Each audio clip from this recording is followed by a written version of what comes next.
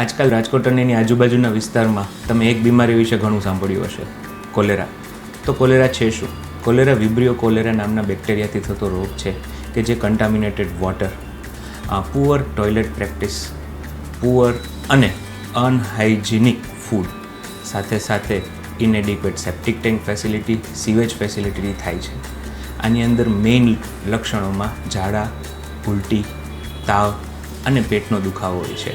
આના પિક્યુલર rice water diarrhoea એટલા વધારે પ્રમાણમાં વોટરી અને પ્રોફ્યુઝ હોય છે કે જેનાથી અમુક કલાકોમાં જ બાળક ડિહાઇડ્રેટ થઈ જાય છે, જેની સમયસર સારવાર ન મળે તો બાળક માટે જીવલેણ સાબિત થઈ શકે છે. આ રોગથી બચવા માટે તમારે ઉકાળીને ઠંડુ કરેલું પાણી પીવું, રોજિંદા વપરાશના પાણીને ક્લોરિનેટ કરવું, પ્રોપર સેનિટાઇઝેશન ટેકનિકનો ઉપયોગ કરવો, તાજો રાંધેલો ખોરાક ખાવો, કાચા ફળ અને શાકભાજી ન ખાવા, અને જો ખાતા હોય તો તેની છાલ ઉતારી અને પ્રોપર પાણીથી ચોખ્ખા કરીને જ વાપરવા.